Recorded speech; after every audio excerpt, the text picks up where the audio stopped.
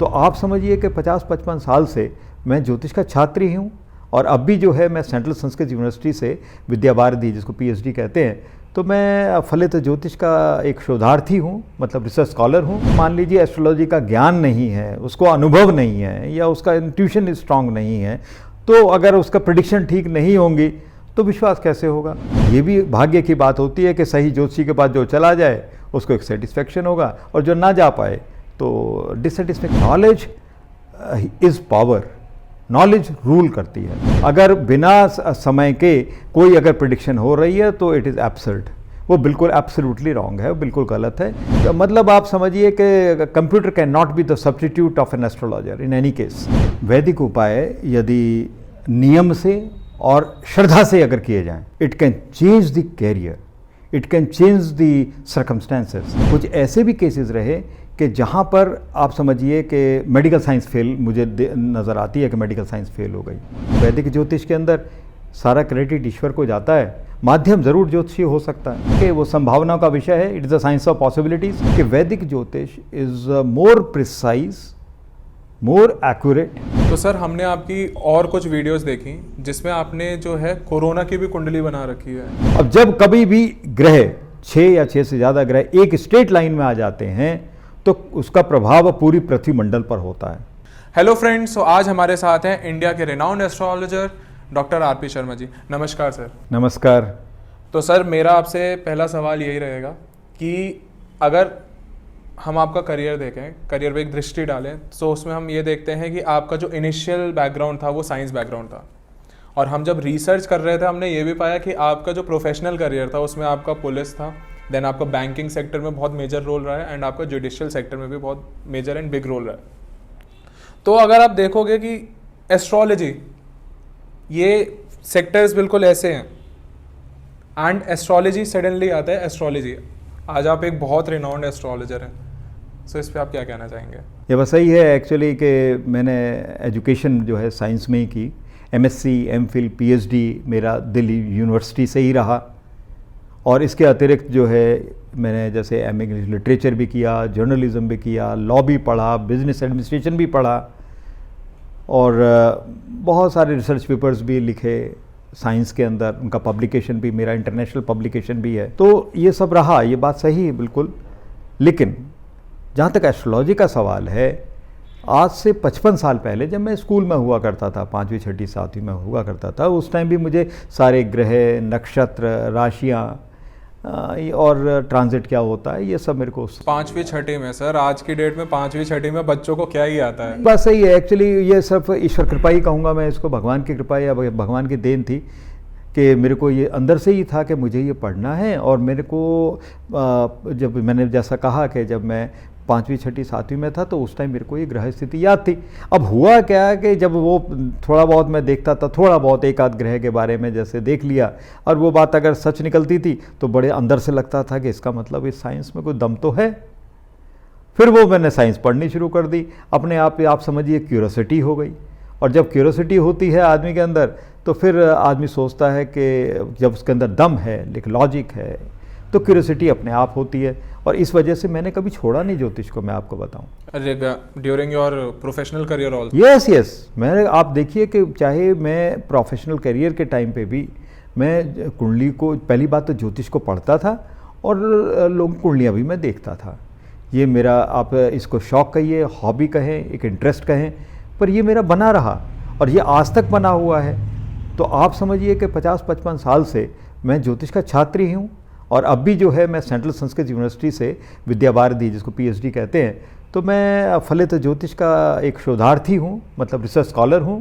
Sir अभी मतलब at this particular age आप एस्ट्रोलॉजी में पीएचडी कर रहे हैं, एंड आज की जनरेशन में कोई एस्ट्रोलॉजी में, मतलब एस्ट्रोलॉजी में सर कर रहे हैं, बट पीएचडी जो है इस एज पे जाके लोगों की पीएचडी होती है कि हम 30-35 साल तक पीएचडी कर देंगे, पर सर की अभी भी चल रही है। देखिए मेरे को क्या है कि मेरा इंटरेस्ट की बात है, जैसे मैंने कहा है कि रुचि है।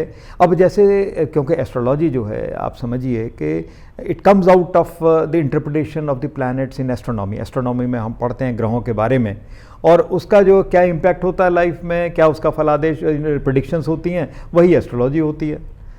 तो आज भी अभी मैं देखता हूँ कि ग्रहों की क्या स्थिति चल रही है, उसके ऊपर रिसर्च करने का मन करता है।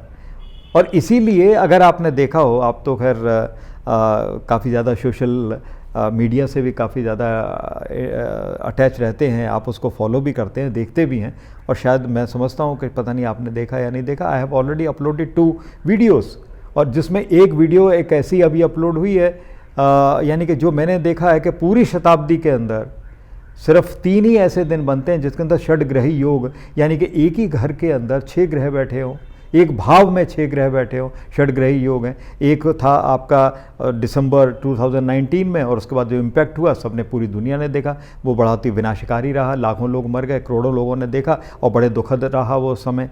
आपने बहुत अच्छा बोला कि मेरी रिसर्च है, तो अब मेरी रिसर्च के अकॉर्डिंग एस्ट्रोलॉजी में आज की जनरेशन का जो विश्वास है वो कम हो चुका है।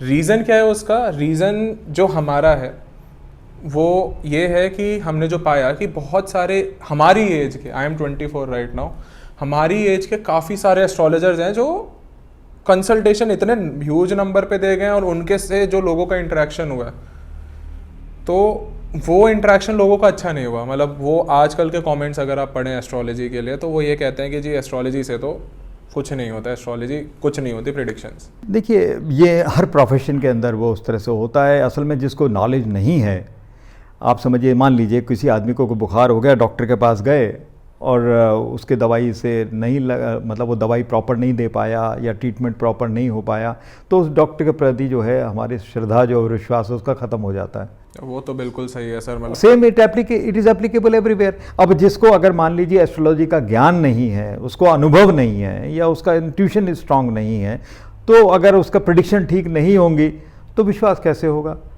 तो बस बात वही होती है कि अगर ये भी भाग्य की बात होती है कि सही ज्योतिषी के पास जो चला जाए उसको एक सेटिस्फेक्शन होगा, और जो ना जा पाए तो डिससेटिस्फेक्शन। वही बात होगी कि हॉस्पिटल जा रहे हो तो एक्सपीरियंस्ड डॉक्टर को ही दिखा के, हॉस्पिटल जा रहे हो तो एम्स जाओ। एग्जैक्टली बिल्कुल सही। मैं कहूँगा कि इसके अंदर हमेशा कोई भी विषय हो, कोई भी सब्जेक्ट हो, उसके अंदर actually knowledge is power, knowledge rule करती है, और अगर ज्ञान है तो मैं समझता हूँ कि ज्ञान को तो पूजना चाहिए। तो मेरा अगला सवाल आपसे रहेगा, ये भी थोड़ा सा इंटरेस्टिंग, ऑडियंस की तरफ से ये क्वेश्चन आता है। सो ऑडियंस की तरफ से ये क्वेश्चन आता है कि एक तो हम जिस भी गेस्ट को बुलाते हैं, एक तो उनके बारे में पूरा जाने, तो हम पहले तो आपके पर्सनल डिटेल्स के बारे में, पूरा आपका प्रोफेशनल क्या रहा, आप एस्ट्रोलॉजी में कैसे बढ़े, ये सब जानेंगे।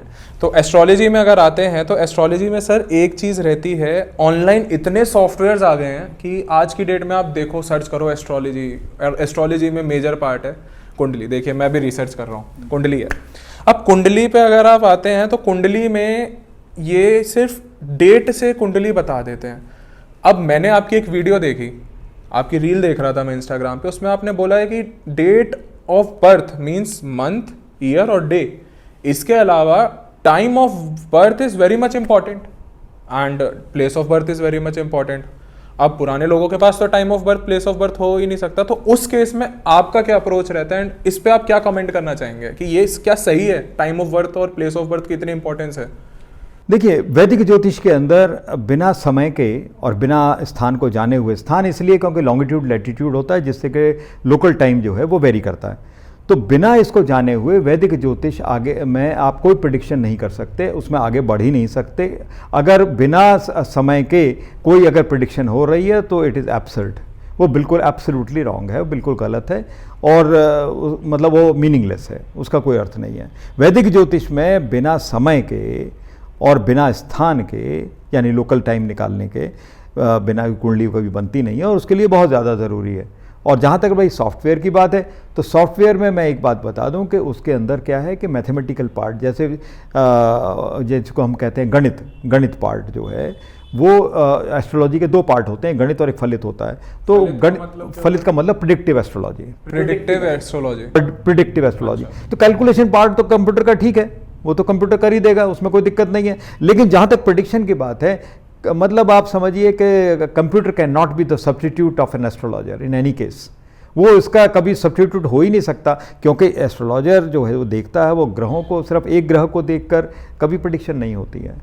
वो ग्रहों की स्थिति है, ग्रहों का आप समझिए कि resultant effect of all the planets, सब ग्रहों का एक पर्टिकुलर ग्रह पर क्या प्रभाव पड़ता है, उसका फिर बाकी बल, दशाएं, गोचर वगैरह सारी चीज़ों को देखने के बाद ही अब प्रेडिक्शन होती है। और वो कंप्यूटर में ये सारी चीज़ें उसके अंदर प्रोग्राम के अंदर फीड नहीं की हैं। तो मैं समझता हूँ कि कंप्यूटर से जो प्रेडिक्शन है, how can it be so accurate, it can never be. Yes, एक जनरल प्रेडिक्शन तो हो सकती है, वो मैं मानता हूँ, जनरल प्रेडिक्शन कर दिया, लेकिन आपको specific prediction of a specific event वो पॉसिबल नहीं है। तो उसके लिए मतलब एक करेक्ट एस्ट्रोलॉजर या ज्योतिष की हमें नीड होती है।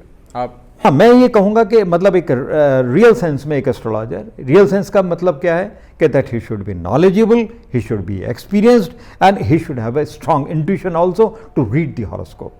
तो मतलब ये जो मेरी एज के एस्ट्रोलॉजर्स हैं, आई डोंट थिंक सो उनको इतना एक्सपीरियंस होता होगा। देखिए, एक्सपीरियंस तो खैर उम्र के हिसाब से ही आता है। पर सर उनकी 1 लाख कंसल्टेशंस देखिए, आप तो रिसर्च स्कॉलर हैं। मैं एक बात कहता हूं कि एक कुंडली की जो आप समझिए कि कैलकुलेशन में, ये मतलब उसका एनालिसिस में, एक कुंडली का विश्लेषण जो आप करते हैं देखने में, अगर ढंग से देखा जाए तो हो सकता है उसमें आधा घंटा लग जाए, प्लस माइनस 10 मिनट लगा लीजिए। अब आप देख लीजिए कि अगर ऑन एन एवरेज अगर एक आधा घंटा लगता है तो 1 लाख कुंडली देखने में कितना समय लगेगा वो आप कैलकुलेट कर लीजिए। आप ये देख लीजिए उस आयु में क्या वो संभव है या नहीं है। तो इसके बारे में तो मैं क्या कहूँ, ये तो आप बेहतर जान पाएंगे। तो सर अब जस्ट सपोज मैंने आपको कुंडली दिखाई एंड जो रेमेडीज़ मैंने आपकी वीडियोस देखी, आप जो वीकली हॉरोस्कोप देते हैं, एंड बहुत अच्छा लगता है सुन के कि उसमें हिंदी के इतने शुद्ध शब्दों का प्रयोग हो रहा होता है, संस्कृत बहुत अच्छी से प्रयोग हो रही होती है।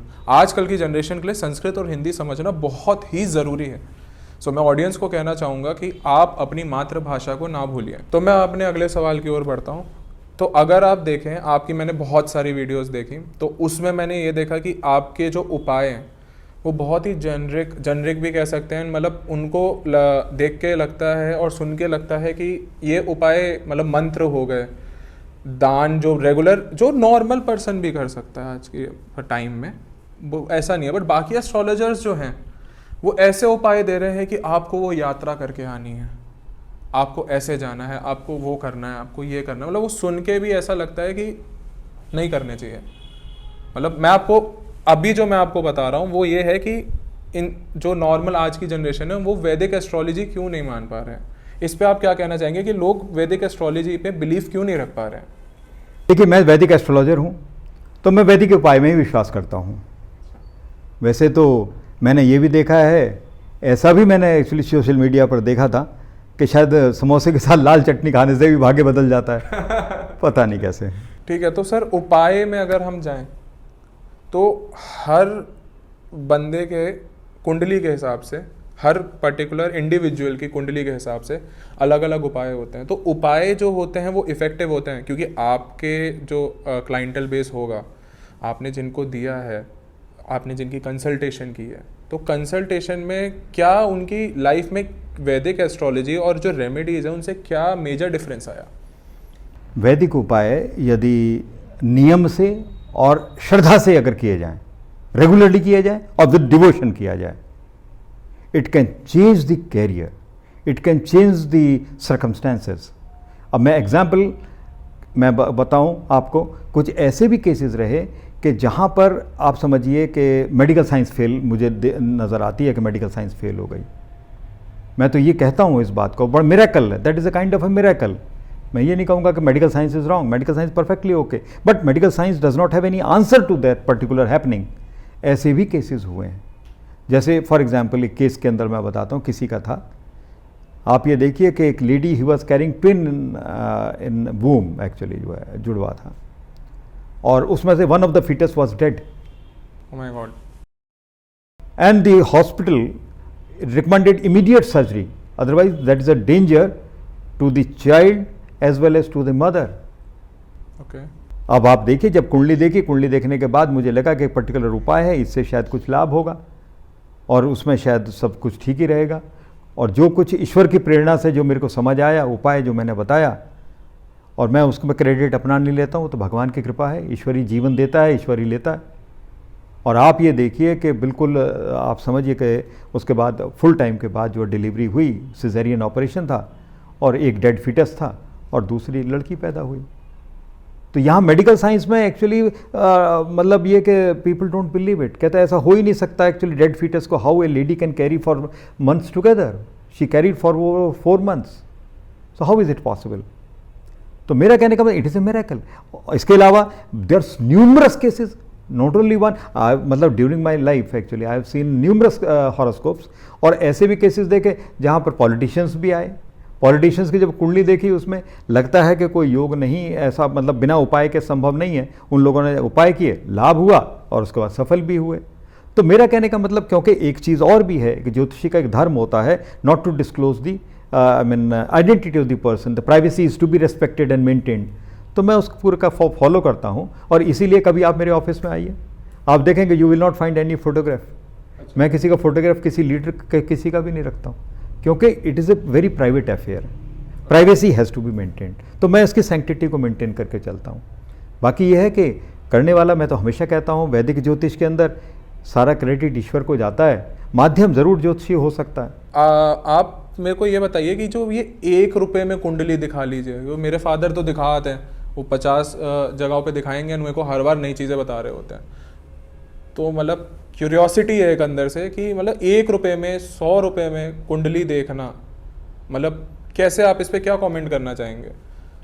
देखिए इसमें तो कमेंट मैं क्या करूंगा, उसमें तो आप बेहतर जज हैं एक्चुअली, क्योंकि आप कुंडली दिखाते हैं, आप दिखाइए और जो डिफरेंस है आप खुद नोटिस करिए।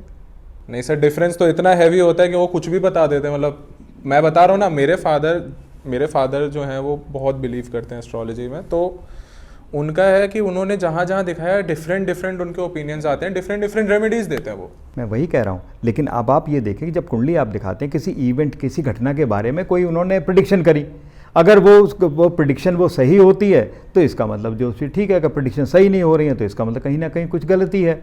तो ये इसका जो फैसला करना वो तो आपका काम है, आप खुद देखिए इस बात को।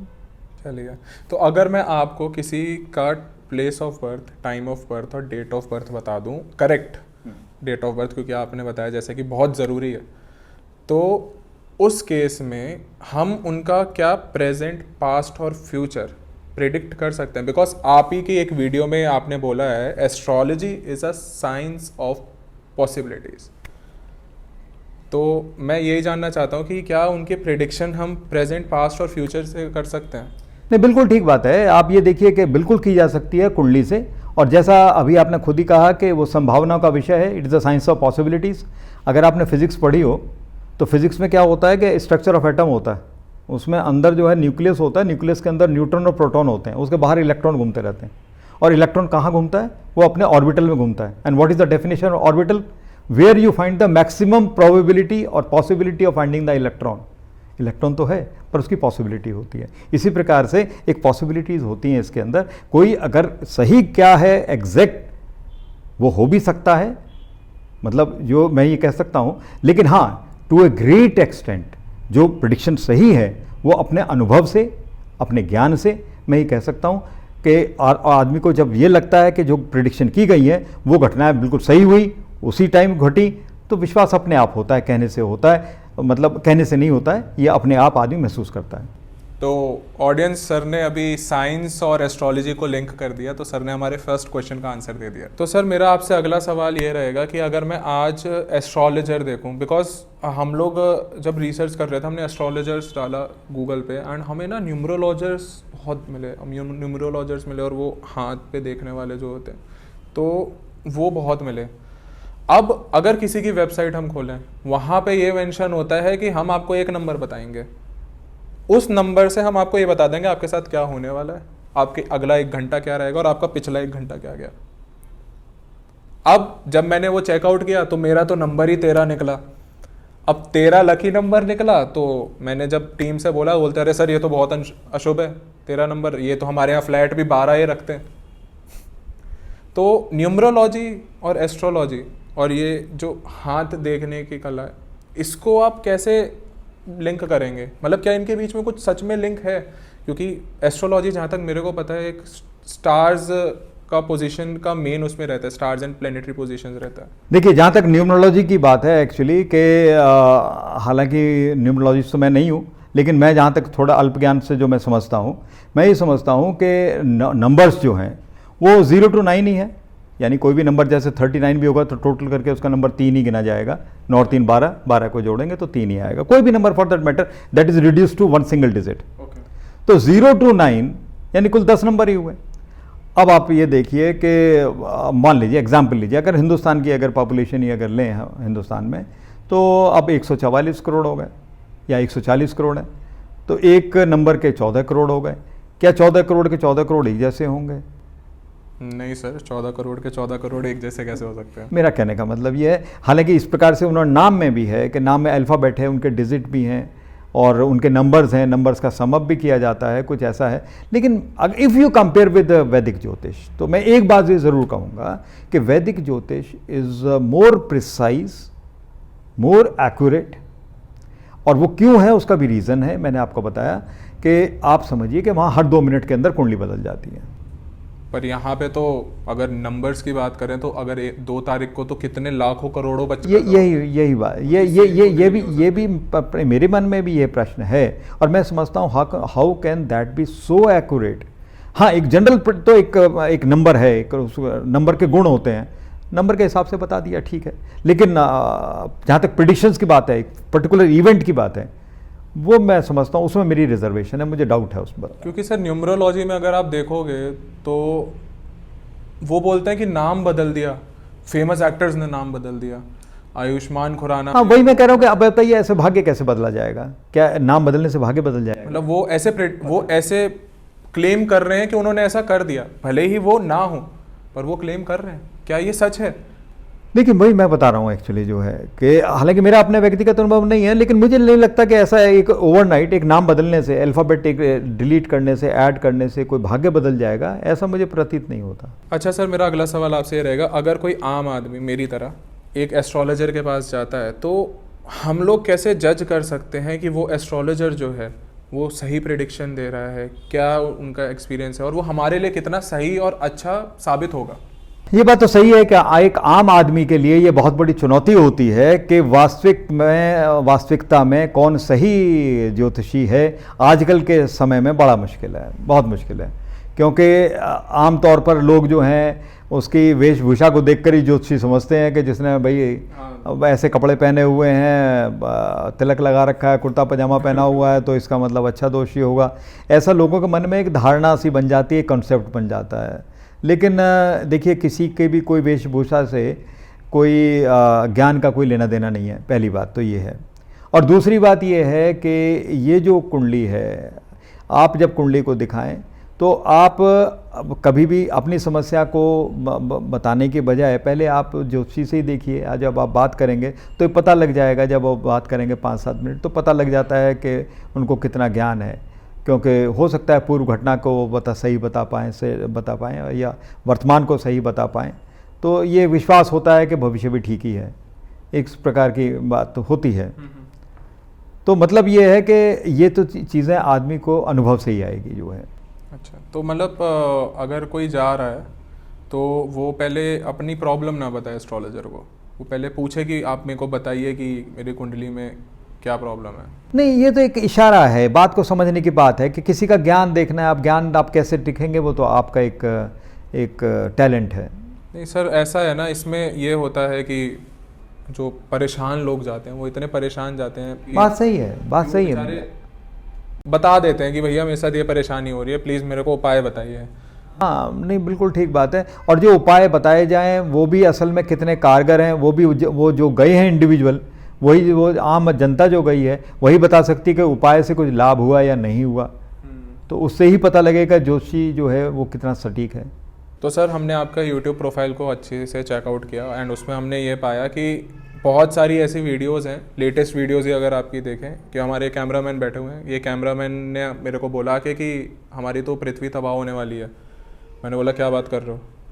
तो वो बोलते कि आपने सर जो हमारे गेस्ट आ रहे हैं, आपने उनकी वीडियो देखी, उन्होंने बताया कि 2182 में कोई एस्ट्रॉयड बेन्नू है, तो एस्ट्रॉयड बेन्नू जो है वो पृथ्वी को हिट करेगा। अब एस्ट्रॉयड बेन्नू की आपकी जो रिसर्च है वो हमने पूरी सुनी।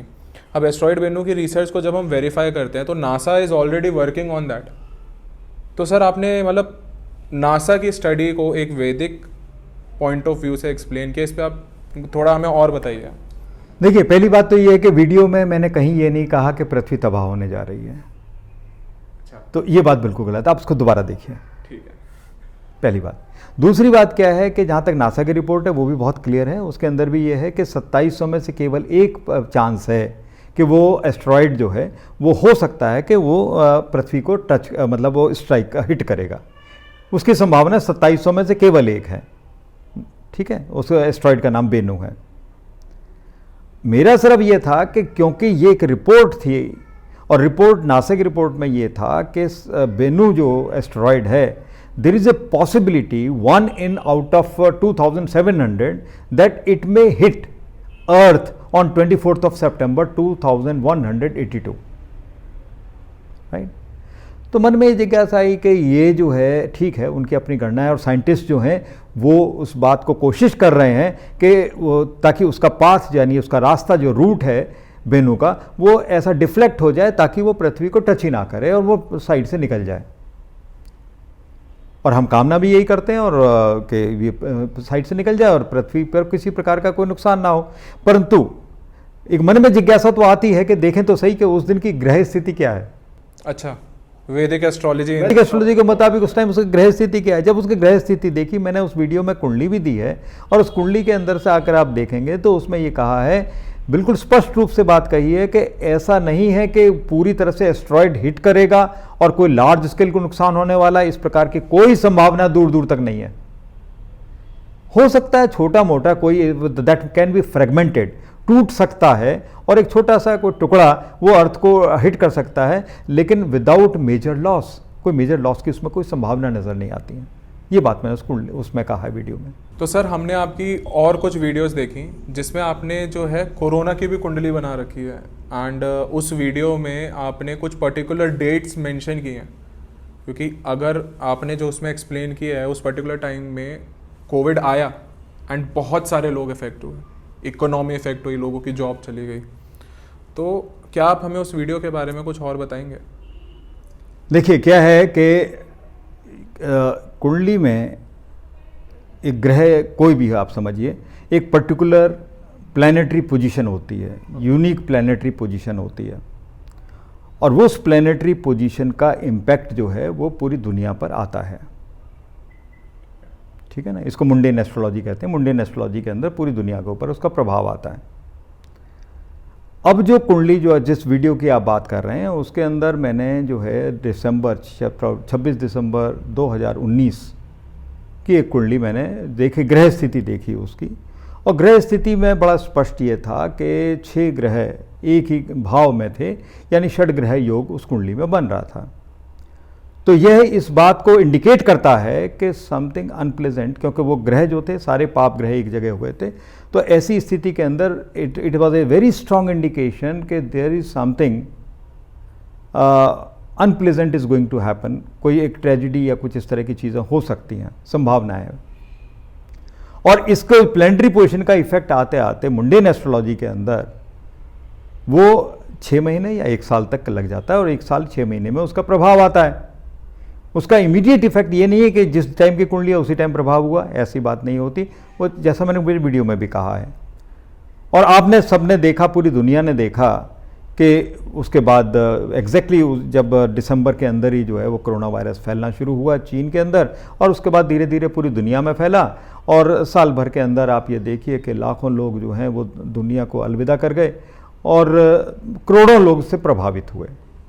तो सर, आपने जो उसमें 2 अब आने वाली जो डेट्स बताई हैं, मेरे ख्याल से 2025 है एंड उसके बाद भी आपने एक डेट बताई है। ये जो आपने वहाँ पे एक टर्म भी दिया है ये प्लैनेटरी पोजीशंस को, तो वो आप बोल रहे हैं कि वो दोबारा आएंगी? देखिए, क्या है कि जो ये षडग्रही योग होता है, यानी कि 6 प्लैनेट्स इन 1 हाउस।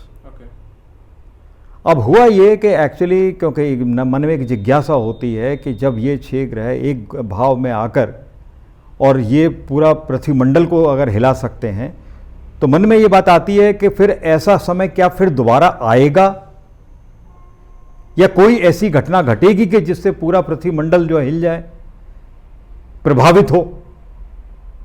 तो मन में जब जिज्ञासा आई तो एक मेरे मन में आई कि मेरे को I should do conduct a research. मैंने उसके ऊपर पूरा रिसर्च किया और मैंने पूरी शताब्दी, पूरी सेंचुरी की मैंने रिसर्च की है, सन 2100 तक। सन 2100 तक। और जब मैंने देखा तो उसमें षड्ग्रही योग जो है वो इसी दशक के अंदर ही बनने जा रहे हैं, और एक बनता है 30 मार्च 2025 को, और दूसरा षड्ग्रही योग जो बनता है वो 2030 के अंदर बनता है। वो डेट मैंने कुंडली के अंदर दी हुई, उस वीडियो के अंदर दिया हुआ है। अब क्या है कि ये ग्रह जो हैं, यानी कि चाहे वो 2025 में है या उसके बाद 2030 के अंदर है, अब इसके अंदर आप देखेंगे कि 6 ग्रह एक घर के अंदर हैं और बाकी 2 ग्रह भी उसको प्रभावित कर रहे हैं, यानी 8 ग्रह इन्वॉल्व हैं उस इवेंट के अंदर जो है। अब जब कभी भी ग्रह 6 या 6 से ज़्यादा ग्रह एक स्ट्रेट लाइन में आ जाते हैं तो उसका प्रभाव पूरी पृथ्वी मंडल पर होता है। तो इस बात की आशंकाएं हैं, जैसे मैं बार बार कहता हूं, साइंस ये it is the science of possibilities. इस बार की पूरी संभावनाएं हैं कि हो सकता है कोई या वॉर हो या कोई वायरल या बैक्टीरियल कोई इन्फेक्शन इस प्रकार का हो जो स्प्रेड हो जाए, पैंडेमिक, जैसे कोरोना, पैंडेमिक वगैरह, बिल्कुल बिल्कुल उस प्रकार की कोई संभावना है। या आप समझिए कि कोई जो है जैसे सुनामी आती है उस प्रकार का प्रभाव हो। यानी कि ये पूरी जो रिसर्च मैंने पूरी की, पूरे सेंचुरी का मैंने सब प्लानिटरी पोजीशन को जब देखा, उसके अंदर केवल 2 ही ऐसे दिन बनते हैं जिसके अंदर इस प्रकार के ग्रह स्थिति बनती है जिसको देखकर डर तो लगता है। तो मतलब उस टाइम पे तबाही भी हो सकती है। देखिए, मैंने कहा कि उस समय संभावनाएं, मतलब क्या क्या संभावनाएं हैं वो मैं अभी आपको जिक्र कर चुका हूं। यानी इस प्रकार की संभावनाएं होती हैं कि जो कि बहुत ज़्यादा शुभ ना हो। क्योंकि सर हमने जब देखा तो आपकी वीडियो जो थी वो जो यूट्यूब पे कंटेंट पड़ा हुआ है उससे बहुत अलग थी। यूट्यूब पे जो कंटेंट इसके बारे में पड़ा हुआ है वो पड़ा हुआ है, एक बुक है भविष्य मलिका, उसके बारे में लोगों ने लिख रखा है तबाही हो जाएगी, धरती फट जाएगी। देखिए, वो क्या है कि उड़ीसा के एक लेखक हैं और संत हैं, लेखक नहीं कहना चाहिए, संत हैं, और वो भी 500-600 साल पहले हुए। उनकी असल में अंतर्दृष्टि के द्वारा की गई भविष्यवाणियां हैं। तो वो भविष्यवाणियां जो अब प्रकाशित हुई 2020 के अंदर हुई हैं, तो मतलब ये कि जो वैदिक ज्योतिष है उसका उस भविष्यवाणी से कोई सीधा संबंध ऐसा नहीं है। बाकी प्रभाव क्या होगा वो समय बताएगा। तो सर मेरा अगला सवाल आपसे ये रहेगा कि हम वैदिक एस्ट्रोलॉजी से क्या क्या बता सकते हैं? देखिए, क्या है कि अगर कुंडली ठीक है, कुंडली ठीक का मतलब ये कि डेट, टाइम और प्लेस ठीक है, तो मैं समझता हूं कि इससे बहुत सारी चीज़ें जीवन की बताई जा सकती हैं। चाहे वो परिवार की बात है, फाइनेंशियल स्टेटस की बात होती है, एजुकेशन की बात है, या इनहेरिटेंस की बात होती है, या एनिमीज़ की बात होती है, प्रोफेशन किस प्रकार का है, किस तरह का रहेगा, लाइफ स्पैन कैसा होगा, कोई बीमारी होगी नहीं होगी, ये सारी चीज़ें, या फिर फॉरेन ट्रैवल होगा नहीं होगा, या यहाँ रहेंगे तो ठीक रहेंगे नहीं रहेंगे, तो बहुत सारी चीज़ें। मतलब आप समझिए कि एक तरह से ये दर्पण है, ये मिरर ऑफ लाइफ है, इससे सब कुछ जो है पता लग जाता है।